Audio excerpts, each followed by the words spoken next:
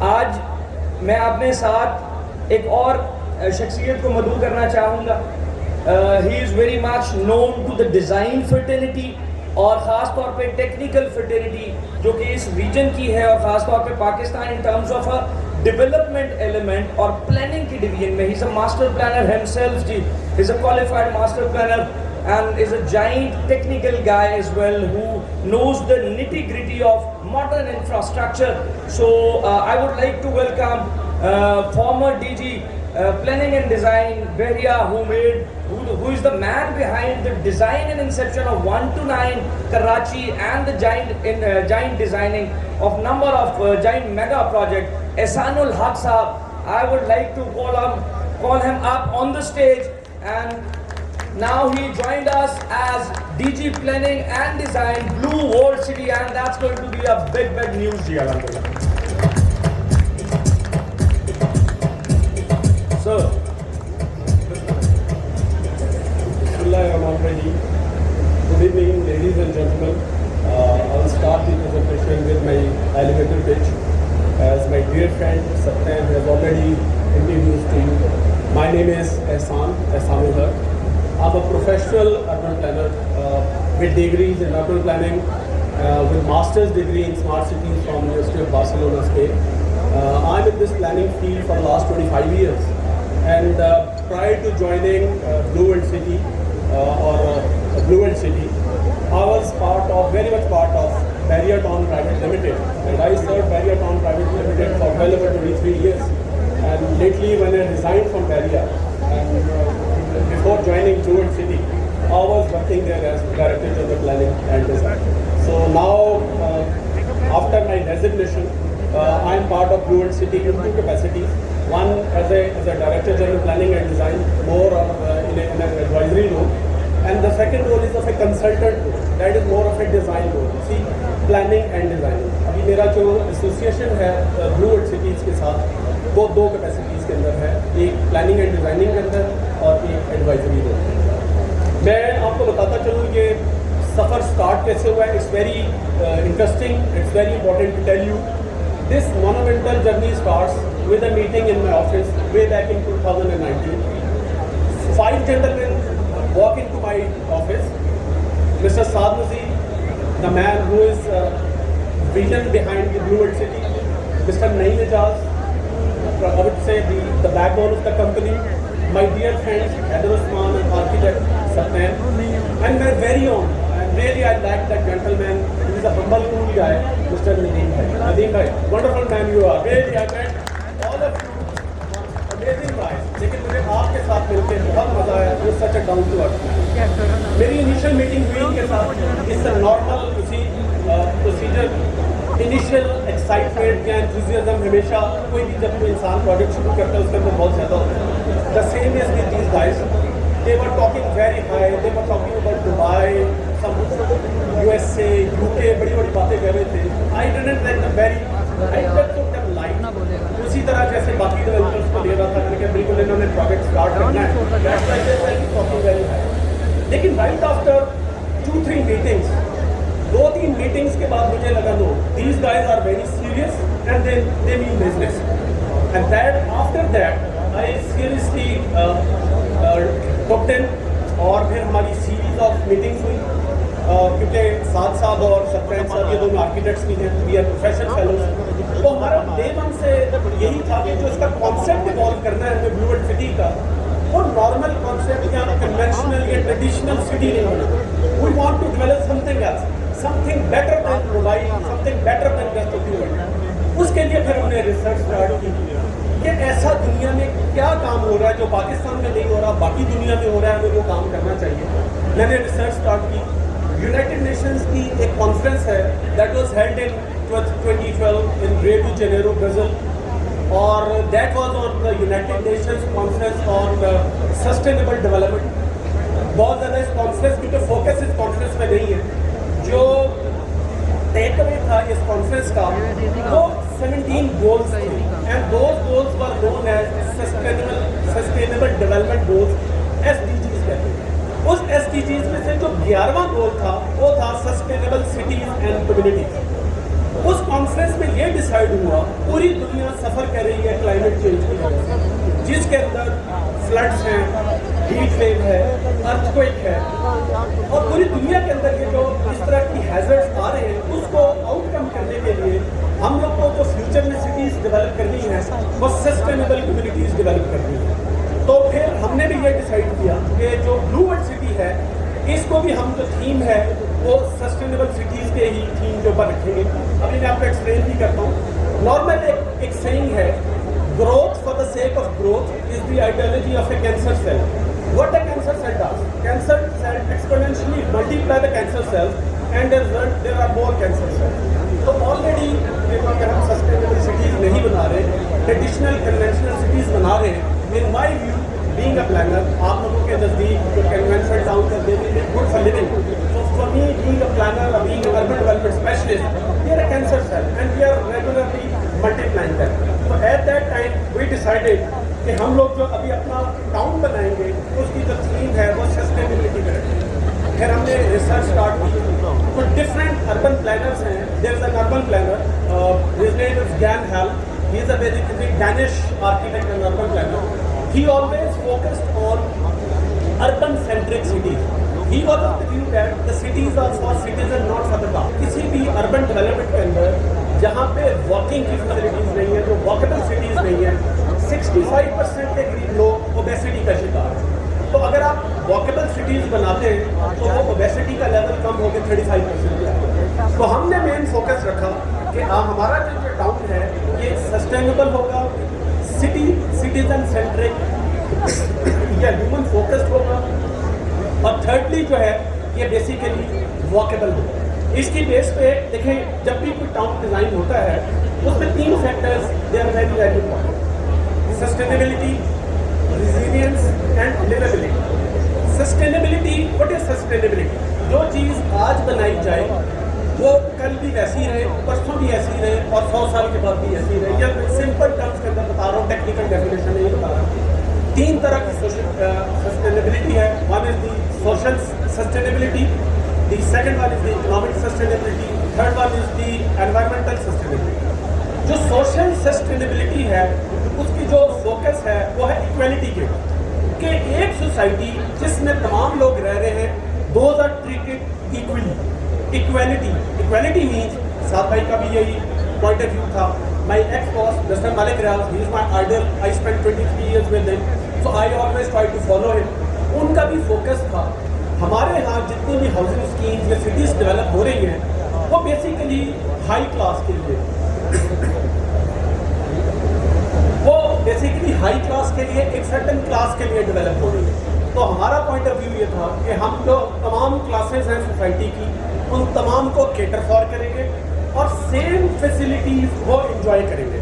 Equality means एक ही तरह की फैसिलिटी, जो अफोर्डेबल हाउसिंग है, जो अफोर्डेबल जो लोग हैं, जो लो इनकम कम्युनिटी है उसको भी वही फैसिलिटीज़ मिलेगी जो मिडिल इनकम ग्रुप को, हाई इनकम ग्रुप को, लग्जरी या सुपर लग्जरी, अल्ट्रा लग्जरी को मिलेगी।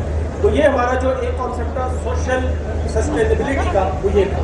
दूसरा एनवायरमेंटल सस्टेनेबिलिटी। देखें टाउन बन रहे हैं उनको एनवायरमेंटली सस्टेनेबल होना चाहिए। देखें वो लिविंग है, लोगों ने आके रहना है, तो उसका एनवायरमेंटली जितना वो एनवायरमेंटली सस्टेनेबल होगा उतनी उसकी जो लिविबिलिटी है वो ज़्यादा होगी। अब एनवायरमेंटली सस्टेनेबिलिटी के अंदर 2-3 कॉन्सेप्ट हैं। नॉर्मल जब आप भी प्लानिंग करते हैं, जो भी लोकल रेगुलेटर है जिसकी टेरिटोरियल जुरिस्डिक्शन के अंदर साइट फॉल करती है उसकी सर्टेन पैरामीटर्स को आपने प्लानिंग के अंदर अकोमोडेट करना या डफ नहीं करना। 6-7% maximum green areas master plan का पार्ट बनते हैं। लोग इसको वेस्टेज देते हैं, हम लोग इसको उसका जेवर कहते हैं, लंग्स कहते हैं। Parts are basically the lungs of the city. साथ भाई के साथ बात हुई, नदीम भाई के साथ बात हुई। आई सेड कि एक फेमस अर्बनिस्ट है Carlo Reddy, he is an Italian working with MIT, Massachusetts institute of technology, USA। वो ये कहता है कोई भी ऐसी कम्युनिटी जिसके अंदर 10% से ज़्यादा अगर ओपन स्पेसेस या पार्क्स आप छोड़ देते हैं वो सस्टेनेबल बन जाता है। तो nice of these guys, because see they are the business people, कोई फिलंथ्रोपिस्ट नहीं है, सोशल वेलफेयर का काम नहीं कर रहे हैं।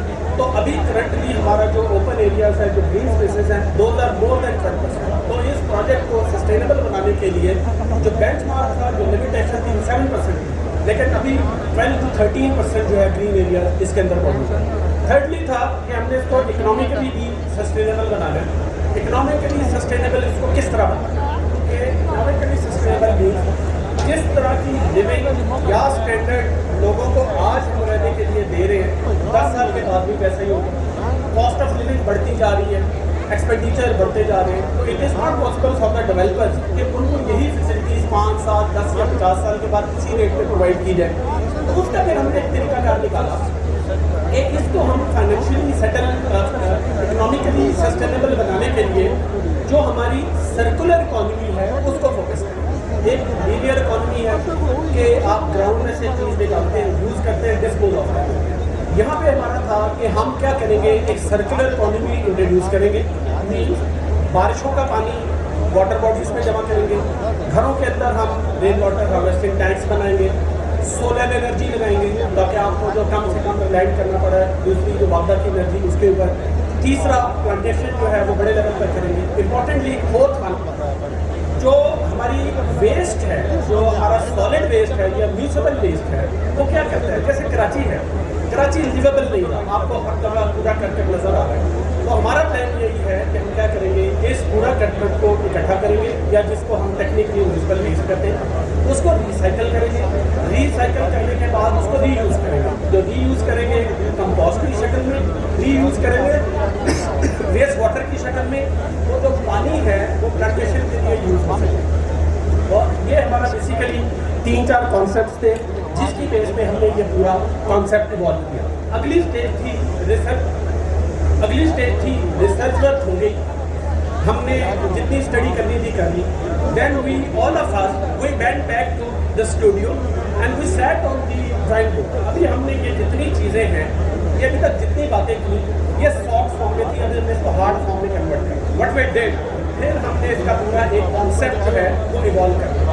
वो कॉन्सेप्ट हमने कैसे इवॉल्व किया, जितनी चीज़ें थी वो अभी हम आपको प्रेजेंटेशन की सकते हैं।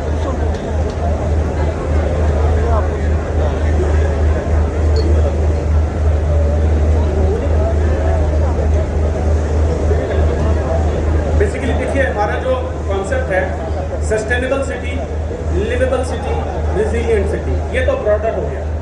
फिर हमने इसको प्लान किया as a tourist city. Tourist city plan करने के लिए, डिज़ाइन करने के लिए वी विजिटेड, हमारी जो विसिनिटी के अंदर 3-4 टूरिस्ट सिटी हैं जो पिछले 20-25 साल में डेवलप हो रहे हैं या आजकल हो रहे हैं। हमने we visited Malaysia, we visited Putrajaya, then we visited Dubai and we went to Qatar, Baku as well. जो हमें सबसे ज़्यादा अच्छा मॉडल लगा, that model was of Dubai. जो दुबई का मॉडल है वो हमें, क्योंकि पिछले 20-25 साल में एक रेवोल्यूशन लेके आया, वो एवोल्यूशन से रेवोल्यूशन था, पैराडाइम शिफ्ट था। ऑर्डिनरी हाउसिंग से एक टूरिस्ट डेस्टिनेशन की तरफ कन्वर्ट हुआ पूरा जो दुबई का सिटी है। 20-25 साल के अंदर उसने पूरे लैंडस्केप को ट्रांसफॉर्म कर दिया, बिजनेस को, लिविंग को, हर चीज़ को ट्रांसफॉर्म कर दिया। अब उसमें ऐसा है, जो बेसिकली दुबई का क्या कॉन्सेप्ट है, सेंटर में से एक शेख ज़ायद एवेन्यू गुजर रही है जिसके राइट और लेफ्ट पे सारी डेवलपमेंट है, वो 55 किलोमीटर है। This kind of concept is known as dynapolis. Dyna is from dynamic, polis Greek word है, इसका मतलब है सिटी। सो डायनापोलिस मीन्स के a dynamic city, a city who is always alive, और वो with the passage of time grow कर रहा है। उसका सिटी सेंटर जिस साइड में सिटी ग्रो कर रहा है, इसी तरह उसी कॉन्सेप्ट को रखा। तो दुबई का शेख ज़ायद एवेन्यू है, that is about 50 to 53 kilometre. Currently जो ब्लू वर्ल्ड सिटी है, इसका जो सेंट्रल स्पाइन या जिसको हमने ब्लू वर्ल्ड टूरिज्म डेस्टिनेशन या टूरिज्म फ्रीवे का नाम दिया, that is also 300 feet wide. जो शेख ज़ायद एवेन्यू है वो 250 फुट है।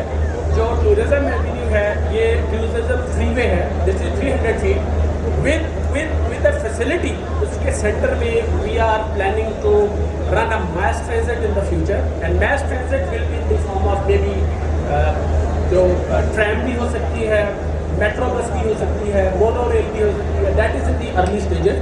इसके साथ साथ जो एक अच्छी चीज़, तो ट्रेडिशनल सिटी नहीं बनाई कि प्लॉट बना दिया, सड़क बना दी, 2 पार्क बना दिए, दैट्स ऑल। नो, इसमें हमने जितनी भी चीज़ें इंट्रोड्यूस कराई वो थीम बेस्ड थी।